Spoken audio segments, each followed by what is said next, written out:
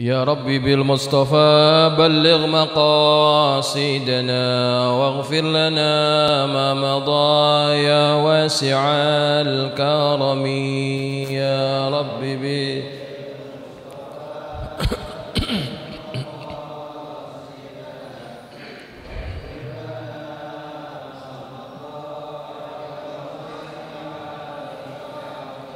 يا رب هيئ لنا من أمرنا رشدا واجعل معونتك الحسنى لنا مددا يا رب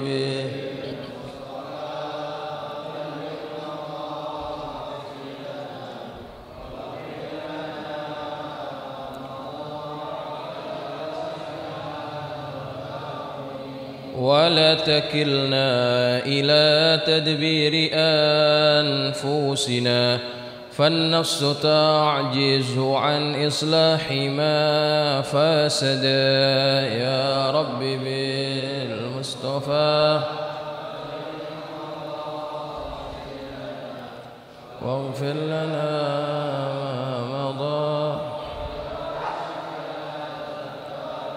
أنت الكريم وقد جهزت يا آملي إلى أيادك وجها سائلا ويدا يا رب بالمصطفى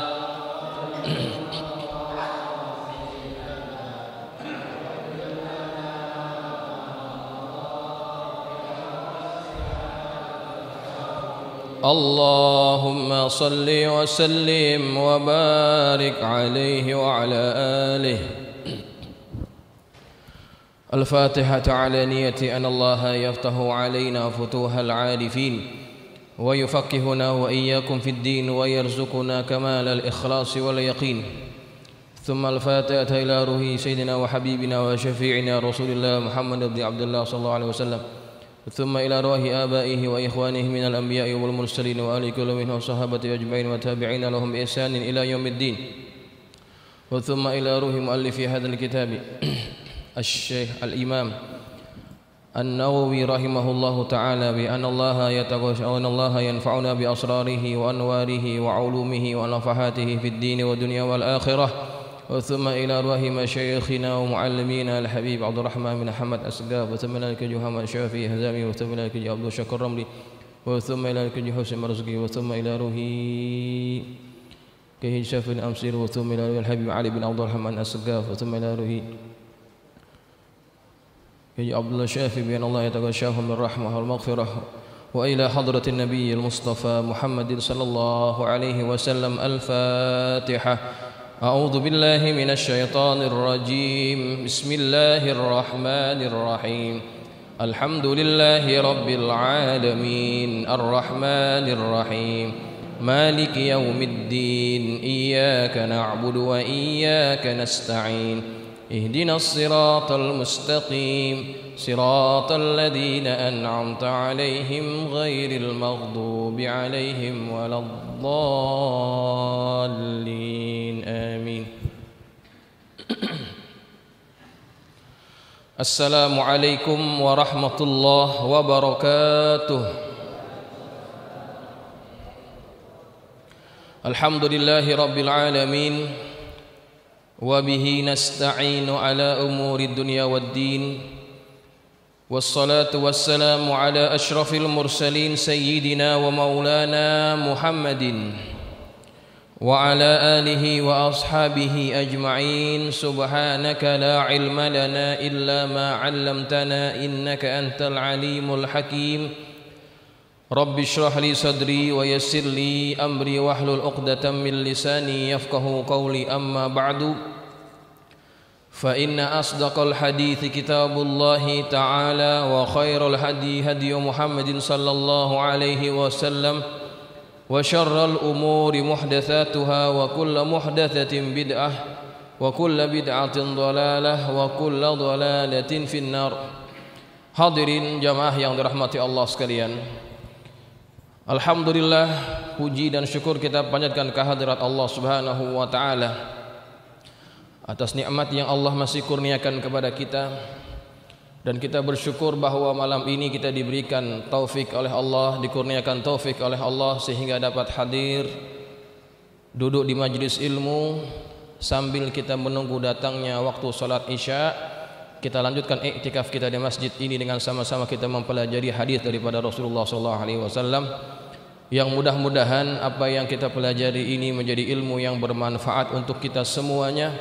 Dan mudah-mudahan kita yang hadir di majlis ini senantiasa dilimpahi rahmat oleh Allah, dan keluar kita daripada majlis ini dalam keadaan Allah mengampunkan segala dosa-dosa kita. Amin, Allahumma amin. Baik jamaah sekalian yang dirahmati Allah, kita sambung pengajian kitab hadis Arba'in An-Nawawiyah. Malam ini kita masuk pada hadis yang ke-20. Bagi yang pegang kitab, ada di halaman ke-42. Jamaah sekalian, alhamdulillah ta'lim kita ini sejak dari awal memang saya sudah berniat ingin menyediakan minuman. Namun tidak juga kita menolak kalau ada yang ingin memberikan makanan. Dan alhamdulillah setiap minggu ada saja yang memberikan makanan untuk kita semuanya. Jadi silahkan pada jamaah sambil ngaji, sambil makan, sambil minum silahkan. Saya izinkan, tidak ada masalah. Ya. Baik jamaah sekalian yang dirahmati Allah. Hadis yang ke-20 yaitu hadis yang berkaitan tentang sifat malu. Bismillahirrahmanirrahim. Qala al-musannif rahimahullahu ta'ala wa nafa'ana bi ulumihi fid darain amin. Qala radhiyallahu ankum. An Abi Mas'ud Uqbah bin Amr al-Ansari al-Badri radhiyallahu anhu qala qala Rasulullah sallallahu alaihi wasallam inna mimma adraka an-nasu min kalamin nubuwatil ula idza lam tastahi fasna' ma syi'ta. Rawahul Bukhari. Dari Abu Mas'ud Uqbah bin Amru al-Ansari al-Badri radhiyallahu anhu, dia berkata Rasulullah sallallahu alaihi wasallam bersabda, sesungguhnya sebagian yang masih diingat orang dari ajaran para nabi terdahulu adalah jika engkau tidak malu maka berbuatlah sesukamu. Baik jamaah sekalian yang dirahmati Allah, sebelum kita masuk kepada matan hadis, kita akan sedikit bercerita tentang sahabat Nabi yang meriwayatkan hadis ini. Kebetulan beliau belum pernah kita ceritakan. Sahabat ini mempunyai kunyah yaitu Abu Mas'ud. Itu kunyahnya. Nama aslinya adalah Uqbah bin Amru al-Ansari al-Badri. Nah, nisbah ataupun nama di akhir namanya yaitu Al-Ansari itu nisbah kepada suku kaum dia. Al-Ansari berarti dia orang Ansor. Orang Ansor orang mana? Orang Madinah. Di Madinah ada dua suku bangsa besar yaitu Aus dan Khazraj. Sebelum Nabi datang, dua kaum ini selalu berperang. Kemudian Nabi datang ke Madinah, dua kaum ini dipersaudarakan. Kedua-duanya disebut oleh Nabi sebagai kaum Ansor, yang artinya penolong. Penolong kepada siapa? Penolong kepada Rasulullah dan para sahabatnya. Nah, sahabat ini Uqbah bin Amr adalah orang Ansor, tepatnya adalah orang daripada suku Khazraj. Kemudian Al-Badri. Al-Badri ini nisbah kepada apa? Nisbah kepada satu tempat yang berdekatan dengan kota Madinah, yang tempat itu namanya Badar. Ya. Yang kita tahu di tempat itu pernah terjadi peperangan pertama kali dalam sejarah umat Islam, yaitu perang Badar. Para ulama berselisih pendapat, apakah sahabat ini ikut dalam perang Badar ataupun tidak ikut dalam perang Badar. Jumhur ulama, mayoritas ulama berpendapat bahwa Uqbah bin Amr ini tidak ikut dalam perang Badar. Namun Al-Imamul Bukhari berpendapat lain. Imam Al-Bukhari berpendapat Uqbah bin Amr ini dia ikut perang Badar. Gitu ya. Jadi ada dua pendapat. Yang penting adalah beliau ini memang tinggalnya di Badar gitu. Makanya disebut Al-Badri ya. Orang Badar. Kalau Al-Budri itu apa Al-Budri? Bukit Duri. Tahu dia. Kalau Al-Budri Bukit Duri, kalau Al-Badri Badar gitu ya. Baik. Jadi kalau orang Betawi Al-Betawi ya. Baik, itu namanya nisbah kepada suku, kaum dan tempat tinggal. Qala, dia berkata, sebelum itu saya tambahkan lagi sedikit. Uqbah bin Amr ini dia nanti akhirnya pindah ke Kufah. Kufah itu di kota Irak ya. Dia menjadi orang dekatnya Sayyidina Ali. Nah, ketika terjadi perselisihan antara Sayyidina Ali dengan Sayyidina Muawiyah, terjadi peperangan yang terkenal yaitu perang Siffin. Sayyidina Ali pergi ke Siffin di Kufah yang menjadi pusat pemerintahan pada waktu itu, diserahkan kursi kepemimpinan itu kepada Uqbah bin Amr. Dia yang pegang sebagai PLT-nya begitu kata orang sekarang ya. Pelaksana tugas. Jadi dia yang tinggal di Kufah, sedangkan Sayyidina Ali pergi ke Siffin berhadapan dengan Muawiyah. Nah, begitu. Nah, beliau ini dia meninggal pada tahun yaitu pada tahun ke-40 Hijriah. Ya, ada yang berkata 41, ada yang berkata 42. Yang penting adalah beliau meninggal setelah tahun 40 gitu. Ya, itu sekilas tentang Uqbah bin Amr. Ada satu peristiwa yang diriwayatkan hadis ini oleh Imam Muslim. Satu hari Uqbah bin Amr ini memukul budaknya, memukul hambanya. Ketika dia pukul hambanya ini, budaknya ini, dia mendengar ada suara di belakangnya yang memanggil-manggil dia sambil berkata, "I'lam Aba Mas'ud, i'lam Aba Mas'ud." Diulang 2 kali. "Ketahuilah wahai Aba Mas'ud, ketahuilah wahai Aba Mas'ud." Kemudian dia menoleh ke belakang, siapa yang ngomong itu? Dia lihat ke belakang, rupanya yang ngomong itu adalah Rasulullah sallallahu alaihi wasallam. Kemudian dia lepaskan cemetinya, dia lepaskan cambuknya yang digunakan untuk memukul budaknya itu. Kata Rasulullah apa? "Wallahi, demi Allah, Allah telah menurunkan darjatmu dengan sebab perbuatanmu itu." Perbuatan apa? Perbuatan menyakiti hamba, budaknya. Perbuatan menzolimi orang lain. Kata Nabi, demi Allah, perbuatanmu itu telah menurunkan darjatmu, kedudukanmu. Kemudian apa yang akhirnya dilakukan oleh Uqbah bin Amr ini? Karena dia tidak ingin darjatnya itu direndahkan nanti oleh Allah Subhanahu wa taala, akhirnya dia berkata, "Huwa hurrun liwajhillah." Sekarang dia bebas ya Rasulullah karena Allah.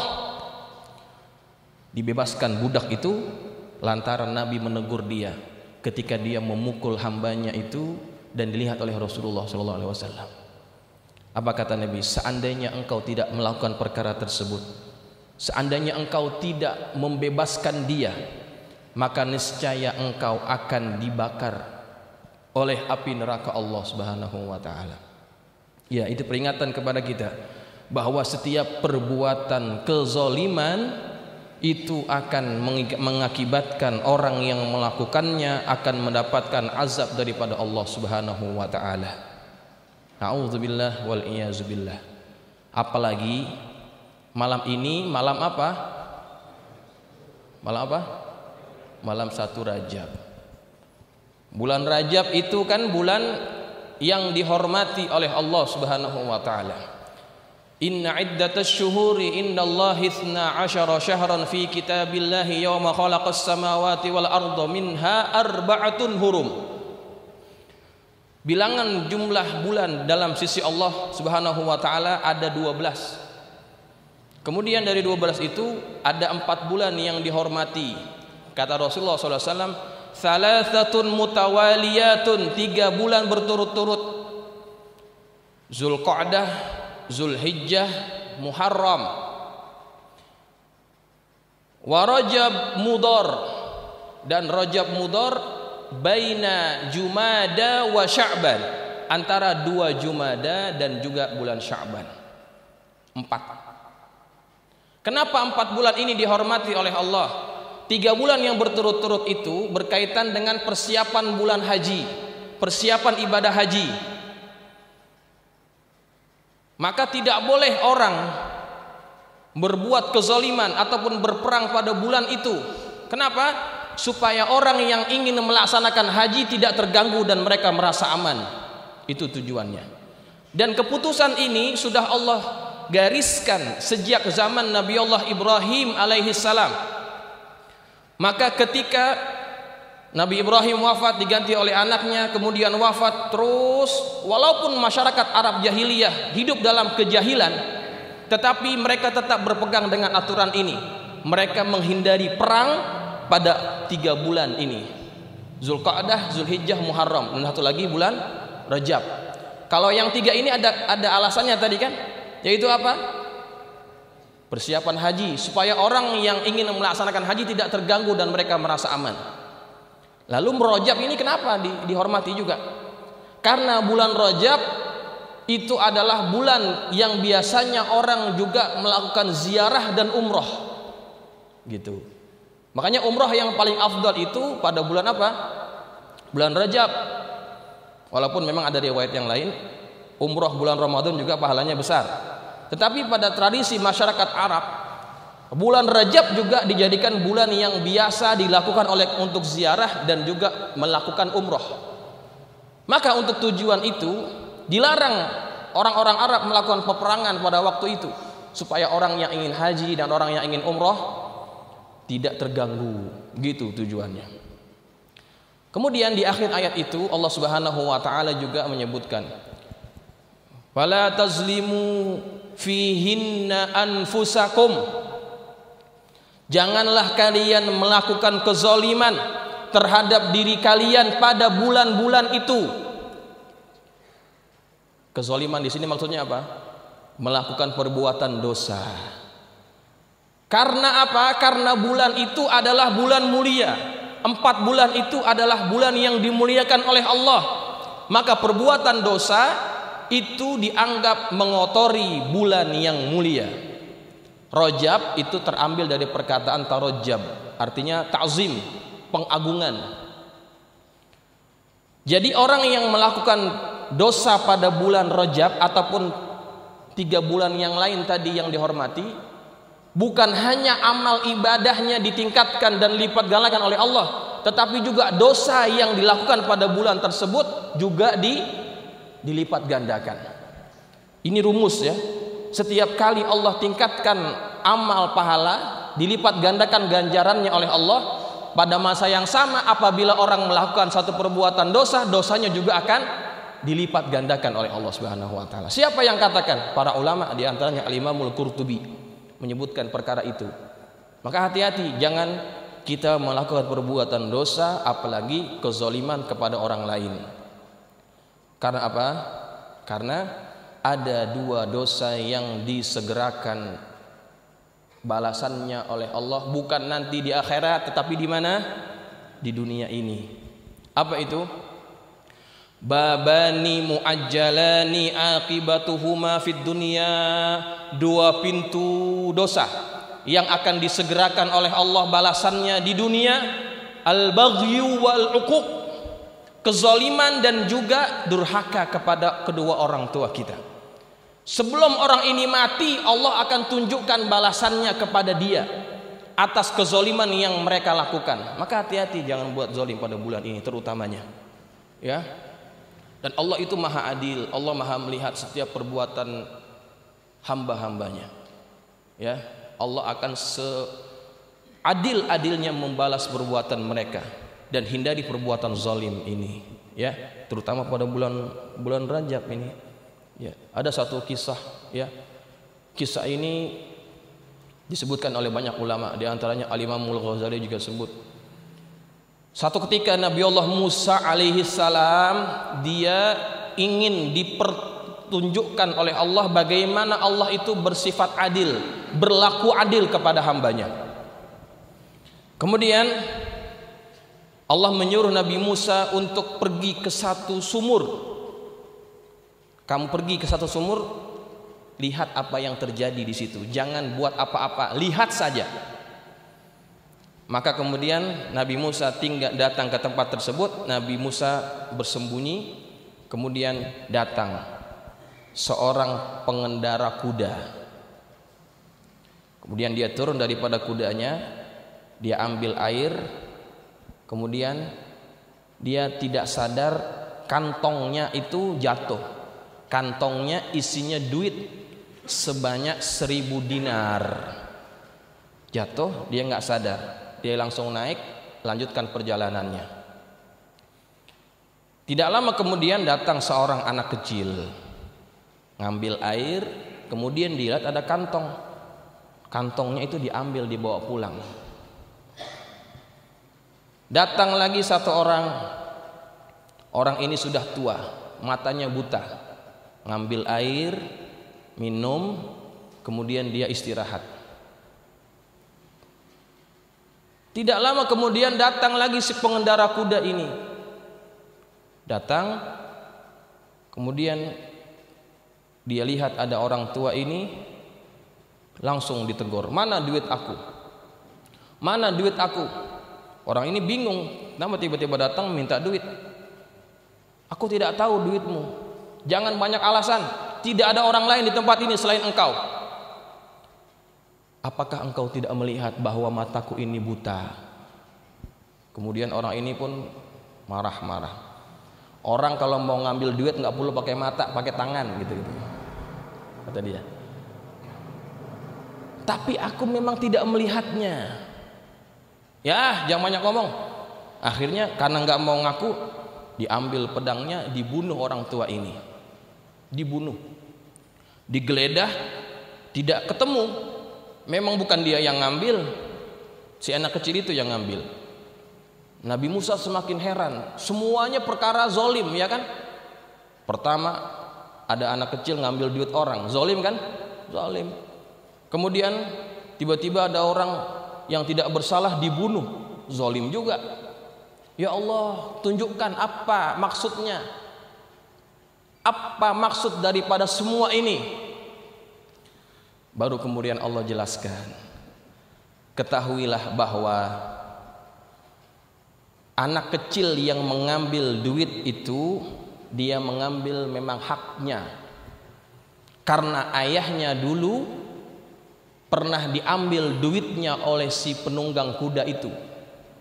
Jumlahnya sama, 1000 dinar. Jadi yang dia ambil adalah hak daripada ayahnya, juga menjadi hak dia. Lalu kenapa yang tua ini, yang buta ini dia dibunuh? Kan dia tidak salah. Ketahuilah sebetulnya dia sebelum buta, dia pernah membunuh bapak si penunggang kuda itu. Dia pernah membunuh bapak si penunggang kuda. Jadi apa yang dilakukan oleh si penunggang kuda itu bagaikan kisos kepada perbuatan orang ini kepada bapaknya dulu. Ya. Itu cara Allah menunjukkan keadilannya. Setiap perbuatan zalim Allah akan berikan balasannya kontan di dunia. Maka kita masuk pada bulan Rajab, fala tazlimu fihinna anfusakum, jangan kalian zalimi diri kalian pada bulan-bulan ini, terutama pada bulan Rajab, ya. Apalagi pada awal bulan Rajab adalah salah satu malam yang apabila orang itu berdoa, doanya tidak akan ditolak. Salafun salih mereka berkata, yang riwayat ini diambil daripada Abdullah bin Umar. Ada 5 malam yang apabila orang itu berdoa, doanya tidak akan ditolak. Artinya mustajab. Pertama, malam 1 Rajab. Kedua, malam nisfu Sya'ban. Ketiga, malam malam Jumat. Yang ketiga, yang keberapa? 4, malam hari raya Idul Fitri, malam hari raya Idul Adha. 5. Ini 5 malam. Kalau kita doa, mustajab doa kita, yakin. Maka insya Allah nanti seperti biasa kita akan doa, ya, supaya Allah bersihkan, lindungi kita daripada bala dan wabah, ya. Mudah-mudahan Allah kabulkan semuanya. Baik jamaah sekalian yang dirahmati Allah, kita kembali kepada hadis ini. Nabi kita Muhammad sallallahu alaihi wasallam bersabda, "Inna mimma adrakan nasu min kalamin nubuwah." Sesungguhnya sebagian yang masih diingat orang dari ajaran para nabi terdahulu ialah, "Idza lam tastahi fasna' ma syi'ta." Apabila engkau tidak malu, maka berbuatlah sesukamu. Jadi ucapan ini juga pernah diucapkan oleh para nabi terdahulu, sama ngomongannya, ya. Jadi ini ibarat warisan dari para nabi. Kalau kita dapat warisan, apa yang kita harus lakukan? Manfaatkan warisan tersebut. Kalau kita ditinggalkan harta oleh orang tua kita, pasti kita manfaatkan. Maka apa yang ditinggalkan oleh para nabi terdahulu bagi kita semuanya, manfaatkan itu, gunakan itu sebagai bekal yang bermanfaat untuk kita. Dan ucapannya adalah, "Idza lam tastahi," apabila kamu tidak malu, maka buatlah sesukamu. Ini maksudnya gimana nih? Ya, kalau kamu nggak malu, buatlah sesuka kamu. Ini ancaman ataupun apa ini? Ataupun sindiran, ya? Hah? Ngabul? Apa ngabul, Bang? Ya terserah dulu lah, gitu ya. Nah, para ulama ada beda-beda pendapat dalam memahami hadis ini. Ada yang memahaminya sebagai ancaman, ya. Ada yang menganggap sebagai ibahah, boleh-boleh aja, gitu ya. Kalau mau buat dah, gitu ya. Yang satu lagi, ini ancaman, larangan sebetulnya, tapi nadanya seperti tersebut. Contohnya gini, kalau kita punya anak, kita larang jangan naik motor, jangan pakai motor, pokoknya nggak boleh. Tapi anak ini tetap kekeh gitu. Tapi yang lain pada bawa motor, terserah lo dah, gitu ya. Itu terserah lo, itu ngizinin apa marah-marah sebetulnya? Ya kan? Terserah, dibilang susah banget gitu ya. Sebetulnya dia bukan mengizinkan, tapi karena sudah malas sama dia nih, dibilangin nggak paham-paham, terserah lo gitu katanya. Nah, sama seperti ini, ya. Kalau kalian tidak malu, buatlah sesukamu. Tetapi ingat, apa yang kamu lakukan itu akan diberikan balasan oleh Allah Subhanahu wa taala. Kalau kita buat jahat, Allah akan berikan balasannya nanti pada hari kiamat terhadap apa yang kita lakukan. Ya. Jadi jamaah sekalian, dalam hadis ini kita disuruh oleh Nabi kita Muhammad SAW untuk punya sifat malu. Karena dengan sifat malu inilah orang akan dapat menghindarkan dirinya dari perbuatan yang dimurkai oleh Allah Subhanahu wa taala. Hanya orang yang punya malu yang mereka tidak akan melakukan perkara yang dilarang oleh Allah Subhanahu wa taala. Bagaimana mungkin orang itu bermaksiat kepada Allah, melanggar larangan Allah, sedangkan Allah sudah berikan semuanya kepada dia. Kita pun kalau diberikan banyak pemberian daripada orang lain, kemudian kita mengkhianatinya, kita seperti orang yang tidak tahu malu. Sudah diberikan banyak kebaikan, malah kita balas dengan keburukan kepada orang tersebut. Maka begitu juga dengan Allah Subhanahu wa taala. Allah sudah berikan kita banyak karunia, baik yang kecil ataupun yang besar. Segala keperluan kita dipenuhi oleh Allah Subhanahu wa taala. Ketika orang ini malah mempergunakan pemberian Allah untuk bermaksiat kepada Allah, maka orang tersebut adalah orang yang tidak tahu malu. Ya, di mana muka dia? Pemberian yang Allah berikan malah digunakan untuk bermaksiat kepada Allah Subhanahu wa taala. Na'udzubillahi wal iyazubillah. Kemudian jamaah sekalian yang dirahmati Allah, malu ini juga ada dua jenisnya. Malu yang memang sudah sifat alami, emang sudah ada pada dirinya, tertanam, tidak melalui proses pembelajaran. Memang dari lahir memang punya sifat seperti itu, pemalu orangnya. Mau buat apa-apa dia malu, ya, malu yang baik ya. Kan ada anak kecil yang padahal dia belum diajar, tetapi ketika dia bertemu orang lain yang bukan mahramnya, dia cepat-cepat masuk ke kamarnya. Kenapa? Malu auratnya dilihat oleh orang lain. Nah, malu-malu yang seperti ini, malu yang memang sudah Allah berikan, alami pada dirinya. Kemudian sifat malu yang kedua adalah sifat malu yang memang hasil daripada pendidikan dan pembelajaran. Semakin orang kenal kepada Allah, maka semakin dia kenal bagaimana sifat Allah Subhanahu wa taala dan bagaimana dia bersikap kepada Allah Subhanahu wa taala.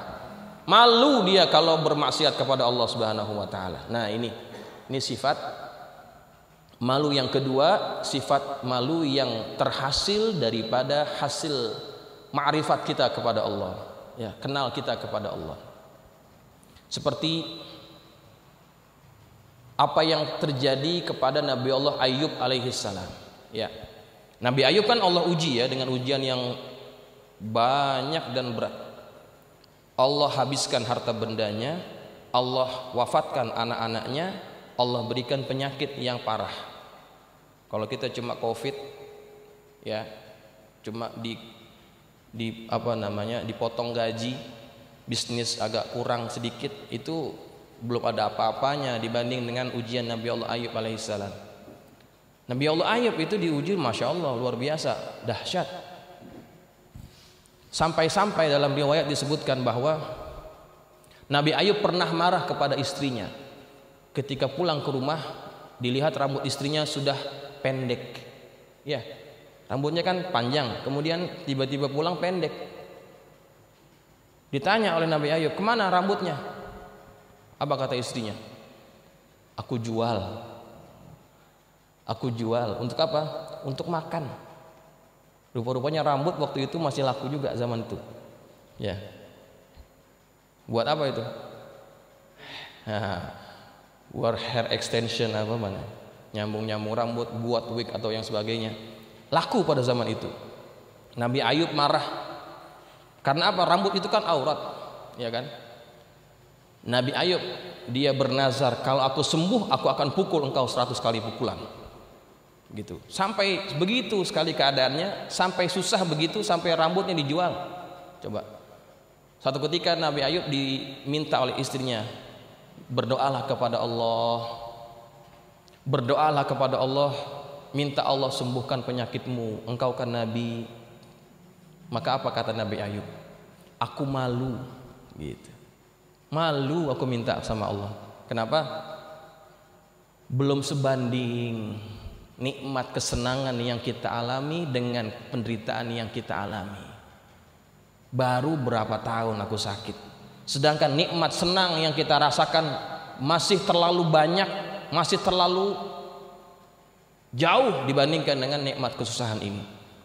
Nih malu, ya. Malu karena apa? Malu karena kenal kepada Allah Subhanahu wa taala. Begitu, ya.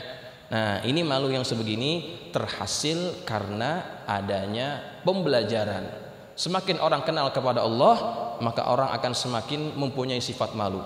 Ketika orang punya sifat malu, maka mereka akan takut melakukan perbuatan dosa dan maksiat, apalagi terang-terangan. Ya. Hati-hati. Kalau orang yang sudah tidak punya malu, dia akan bermaksiat di hadapan orang lain. Na'udzubillah wal iyazubillah. Dan hati-hati kalau orang sudah berani melakukan dosa di depan orang lain tanpa segan silu, maka Allah melalui lisan nabinya mengancam bahwa apa kata Nabi? Kata Nabi kita Muhammad sallallahu alaihi wasallam, Allah akan mengampuni setiap dosa illal mujahirin. Allah akan memberikan ampunan kepada semua dosa kecuali syiriknya. Tapi kalau syirik pun diampuni juga kalau dia sebelum mati kan. Illal mujahirin, melainkan orang-orang yang terang-terangan buat dosa, tidak malu kepada orang lain, Allah tidak akan ampuni orang tersebut. Ini hati-hati ini, ya. Apa di antara bentuk orang yang terang-terangan buat dosa dan dia tidak malu? Di antaranya disebutkan oleh para ulama, dia buat dosa orang nggak tahu, tapi pagi harinya dicerita kepada orang. Ya, itu namanya terang-terangan buat dosa. Makanya kita umat Nabi Muhammad SAW tidak boleh menceritakan dosa kita kepada orang lain, karena itu dianggap apa? Melakukan dosa secara terang-terangan. Itu tidak boleh. Pernah satu ketika Muallim Syafi'i Hadami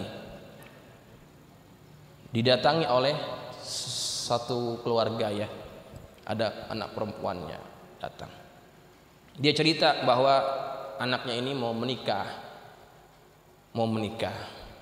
tapi dia cerita si anak perempuannya ini minta maaf, dia pernah terlanjur, ya, pernah telanjur dengan orang lain, bukan calon lakinya nih. Dia tanya sama Muallim Syafi'i Azami, Muallim, perlu nggak kita ceritakan kepada calon laki saya, calon suaminya, kalau dia pernah buat perkara itu? Apa kata Muallim? Diam, tutup, jangan buka, jangan ngomongin, simpen, karena itu aib. Ya, Allah sudah tutupi daripada orang lain. Kenapa kita mesti buka kepada orang lain? Ya, maka itu adalah bentuk rasa malu kita kepada Allah Subhanahu wa taala. Kalau kita pernah buat dosa, hanya kita dan Allah yang tahu, jangan cerita kepada orang. Walaupun kelam bagaimanapun, buruk bagaimanapun dosa tersebut, jangan cerita kepada orang. Kecuali kita memang perlu cerita dengan tujuan kita minta pendapat dan nasihat. Tapi kalau bisa pun jangan bilang itu kita, bilang orang lain gitu ya. Kita minta nasihat sama orang nih, sama ustadz, sama kiai, tapi kita pura-pura aja orang lain gitu, padahal kita gitu ya. Nah, itu contoh kita menutupi aib kita. Baik. Kemudian jamaah sekalian yang dirahmati Allah, ada malu yang tercela. Ya. Kalau yang malu yang tadi saya ceritakan, malu buat maksiat, malu buat dosa, itu bagus. Yang malu yang satu lagi adalah malu yang tercela. Malu apa? Malu daripada berbuat kebaikan. Umur dah banyak, umurnya udah 60-70, tapi masih buta huruf Quran. Minta maaf ya kalau masih ada yang seperti itu. Umurnya sudah 60-70, tapi masih belum bisa baca Quran. Disuruh belajar, apa katanya? Malu. Coba, ada nggak yang begitu?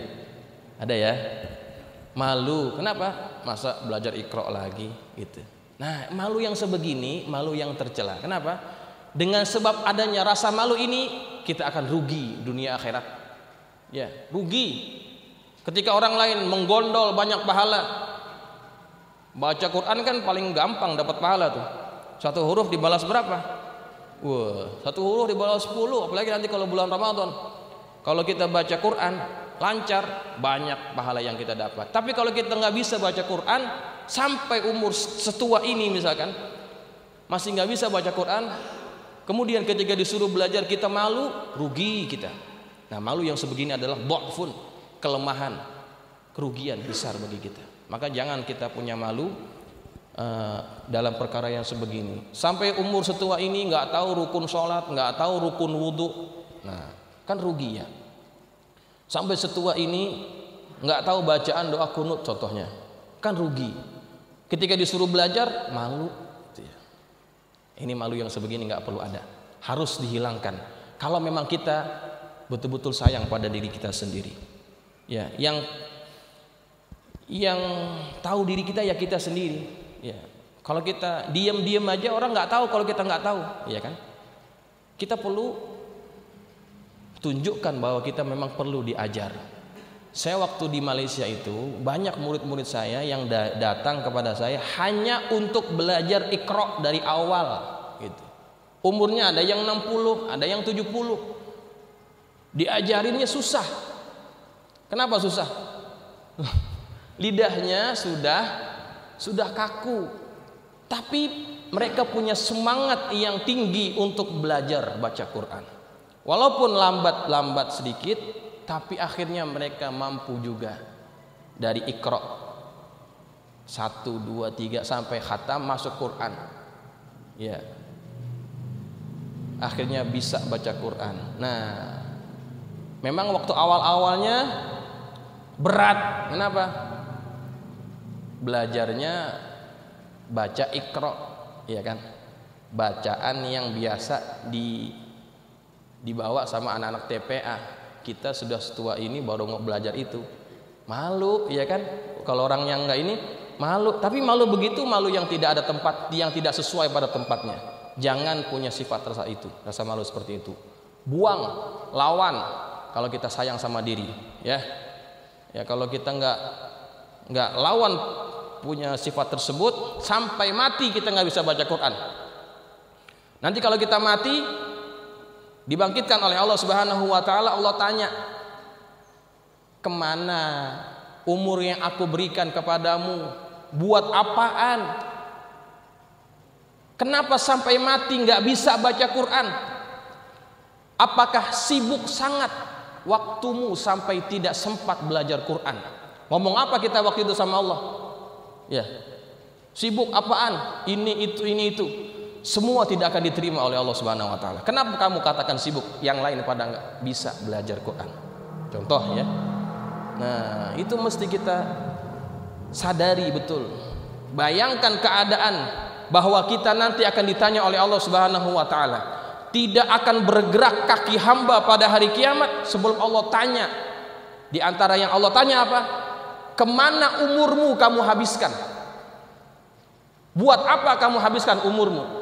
Kalau hanya habis untuk perkara-perkara yang tidak berfaedah untuk kita di akhirat nanti, kita akan kesusahan menjawab kepada Allah Subhanahu wa taala.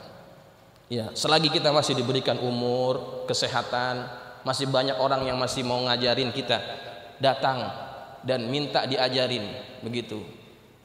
Pasti mereka tidak akan menolak. Kalau memang kita betul-betul ingin belajar, datangi mereka.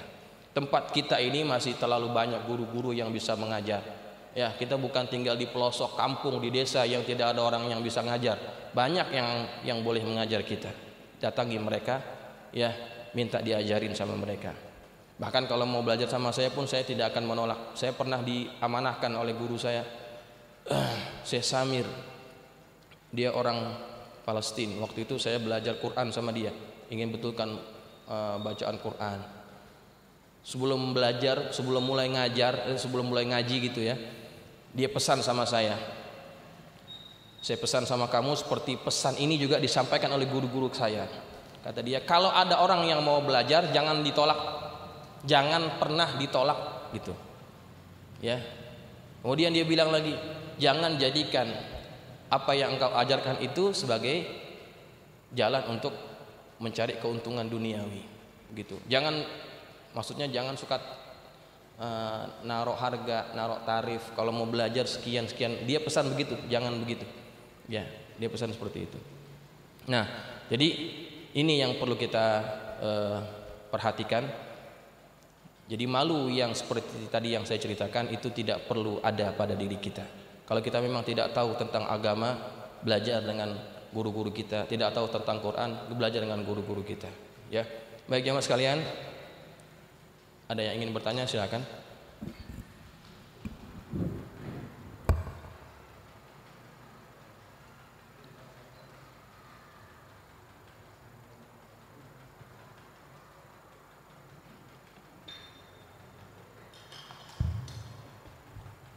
Assalamualaikum warahmatullahi wabarakatuh.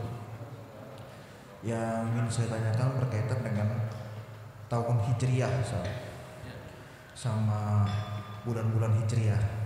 Nah, pertanyaan adalah sejak kapan tahun Hijriyah itu ditetapkan, dan pada saat itu siapa yang menetapkan pertama kali? Kemudian untuk tadi Ustaz bilang bulan Hijriyah itu sudah ada sejak zaman Nabi Adam, sejak zaman Nabi Ibrahim, yaitu 4 bulan yang diharamkan melakukan peperangan. Nah, apakah bulan Hijriah itu memang sudah ditetapkan pada saat zaman Nabi Ibrahim, atau memang ditetapkan pada saat zaman Nabi Muhammad tapi namanya berbeda pada saat zaman Nabi Ibrahim? Yang ketiga, saya mau tanya, pernah saya dengar dari katakanlah seorang ustaz bahwa kalau kita mempunyai katakanlah 3 Quran, kalau kita cuma baca 1 Quran aja, sedangkan 2 Quran lagi nggak kita baca-baca, itu nanti katanya Quran akan nuntut kepada kita. Apakah itu benar, Ustaz? Ya, itu aja pertanyaan dari saya. Terima kasih. Assalamualaikum warahmatullahi wabarakatuh. Waalaikumsalam warahmatullahi wabarakatuh. Yang pertama, tahun Hijriyah itu ditetapkan bukan pada zaman Nabi, tahun Hijriyah ya. Tahun Hijriyah itu ditetapkan pada zaman Sayyiduna Umar. Kenapa? Karena ada sebabnya. Di antaranya apa? Di antaranya ada terjadi kebingungan di kalangan gubernur-gubernur yang bertugas. Ya, ada yang di Mesir, ada yang di Syam. Nah, gubernur-gubernur ini ketika mendapatkan surat daripada Sayyidina Umar sebagai khalifah, mereka mendapatkan surat yang tidak ada tanggalnya, tidak ada tahunnya. Ya. Dan di situ mereka bingung, ini surat yang dulu apa yang baru nih, gitu. Ya. Mereka tidak tahu yang mana yang lebih dulu, yang mana yang sudah dilakukan. Nah, atas sebab itu kemudian diberikan saran oleh para gubernur-gubernur ini, di antara para sahabat ini, untuk dibuat 1 tahun, 1 penghitungan tahun sendiri, bukan tahun miladiah, bukan tahun Masihi, tetapi tahun yang memang menjadi identitas umat Islam. Maka Umar itu punya pendapat. Ada yang punya pendapat lain, kita mulai dari zaman Nabi dilahirkan. Ada yang berpendapat dari zaman Nabi diangkat jadi Rasul. Ada yang berpendapat dari zaman Nabi Isra. Kemudian ada yang berpendapat diambil dari permulaan hijrah. Nah, akhirnya setelah ditimbang-timbang, dipilihlah awal hijrah itu menjadi awal perhitungan tahun. Makanya disebut tahun Hijriyah atau hijrah. Kenapa? Karena dihitung daripada awal mula mereka hijrah ke Madinah. Kenapa dipilih tahun hijrah, bukan tahun kelahiran Nabi? Karena pada peristiwa hijrah itu banyak iktibar yang dapat diambil oleh para kaum muslimin, baik pada zaman itu ataupun pada zaman setelahnya. Ya, kalau diambil dari waktu Nabi dilahirkan, memang kelahiran Nabi mulia. Ya, tetapi kemuliaan itu hanya untuk siapa? Hanya untuk Rasulullah. Tapi kalau zaman hijrah, daripada peristiwa hijrah, semua sahabat juga ikut hijrah, ya. Maka mereka dapat mengambil iktibar yang sama. Gitu. Jadi penghitungan tahun hijrah pada zaman Umar, yaitu diambil daripada peristiwa hijrah. Yang kedua, nama-namanya itu sudah sejak zaman dulu memang sudah dikenal nama-nama bulan-bulan itu, bukan daripada zaman Nabi Muhammad. Sudah sejak zaman dulu lagi tidak diketahui daripada mana awalnya, Tetapi pada zaman Nabi Ibrahim memang sudah mempunyai nama-nama tersebut. Dan nama-nama yang diberikan sesuai dengan kejadian yang berlaku pada zaman tersebut. Ya, contoh ya, kita ambil contoh. Zulqa'dah itu artinya apa? Zulqa'dah artinya dia ambil perkataan qa'ada. Qa'ada apa artinya? Duduk. Karena pada bulan itu orang-orang Mekah, orang-orang Arab mereka duduk-duduk di rumahnya. Buat apa? Persiapan bulan depannya ada haji, namanya Zulhijjah gitu. Ya. Kemudian setelah Zulhijjah ada bulan apa? Muharram. Apa artinya Muharram? Yang diharamkan, yang dimuliakan. Begitu. Karena pada peristiwa itu banyak peristiwa terjadi dalam sejarah umat Islam. Di antaranya selamatnya Nabi Nuh pada bulan Muharram, ya kan? Selamatnya Musa dari Firaun bulan Muharram. Banyak kejadian-kejadian yang hebat terjadi pada bulan Muharram. Kemudian Rabiul Awal, Rabiul Akhir. Kenapa disebut Rabi? Karena artinya bunga, musim bunga. Waktu penamaan bulan tersebut kebetulan lagi musim bunga, begitu. Jumadal Awal, Jumadal Akhir. Kenapa disebut Jumada? Artinya keras, jamit. Karena pada waktu itu terjadi musim sejuk, musim dingin, maka benda-benda itu seolah-olah jadi beku, gitu. Ramadan artinya apa? Panas, membakar. Ketika dinamakan bulan tersebut, kebetulan lagi musimnya musim sangat panas, gitu. Sampai akhirnya, ya kalau ceritain habis waktunya deh. Ya, gitu ya. Apa yang ketiga tadi lupa saya. Oh, kita punya 3 Quran, kita baca yang satu aja sampai rusak tuh Quran. Yang lagi 2 tuh gimana? Nanti menuntut kita enggak seperti itu sebetulnya ya. Yang penting kita baca Quran, kita tidak akan dituntut oleh Quran. Kata kita memang membaca Quran. Kan orang kan punya kecenderungan ya. Yang ini enakan bacanya dikit, gede-gede hurufnya. Yang satu orang kasih ya gak? Namanya orang kasih. Kecil-kecil banget kita kalau baca itu sakit mata kita. Maka kita nggak pakai. Masa karena itu kita dituntut? Ya coba. Ya kan? Yang penting kita baca Quran, Quran nggak akan nuntut kita. Gitu ya.